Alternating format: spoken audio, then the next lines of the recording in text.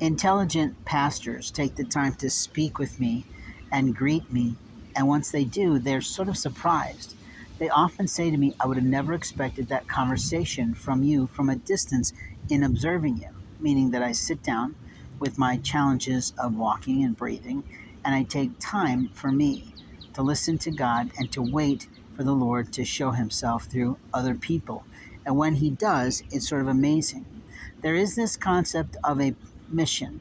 There is this concept of a sermon that is the 5 minute drive. And the 5 minute drive can change someone's life. I spent a little time talking to a black pastor and his white wife who came up and said, is there anything I can get you to eat? And I said, no, I need some batteries. So he and his wife drove off and got me batteries. Then he came back and we talked a little further, and I explained to him the challenges of the indigent. That generally speaking, we need water, we need canned goods of chicken, things that we can hang on to for the day. And it's hard to do that during the super heat of the summer. But the truth is, it's better for us than other things sometimes. Obviously, pocket change, a small amount of money, allows us to go to the grocery store and be frugal in what we buy. But the truth is, anyone can do that. Anyone can give someone $5 or $10 who is indigent, as long as you do it efficiently, as long as you do it professionally, and as long as you do it quickly. What I mean is, you walk up and you say something like, hey, looks like you could use this today. Please use it in the best way for you, and walk away. That's a one-hit wonder. But someone who's trying to make a difference should be working on it one person at a time. You cannot use a blanket concept for everyone. Now, there's a standard operating procedure that we can write for people in indigency, but at some point, that stair steps ladder starts to deviate into different areas.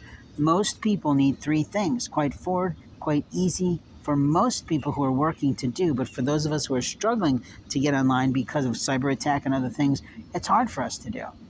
And those of us who've had our name ruined by other people and our backgrounds destroyed by police departments, it gets tough. You see, every day we need sustenance, and that, of course, is the food that we can feed ourselves with the pocket change we have, or the people's gifts who give us a donation to do that.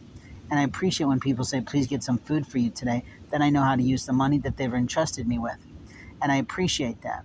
Other people will say you may use this any way you need to, which means that I might be able to focus on shelter at some point, getting myself into an inexpensive 3-star, possibly, or 4-star hotel, because I know how to do that through a consolidator, which gets me a really good hotel room for a inexpensive rate. But that would be something I would need to do for a month in order to have the time to get on their public Wi-Fi and really work my ass off on the projects that I'm trying to complete, the things I'm trying to achieve. The third, obviously, part of that is service, that employment is essential to someone who is homeless. Any kind of project work, any type of short-term work, any type of long-term work is essential. But how you do that is you notice potential. When you notice potential, you give a little project and you see how it goes. But that project has to have a beginning time and an end time. If it's a week-long project, it's a week long. If it's a month-long project, it's a month long.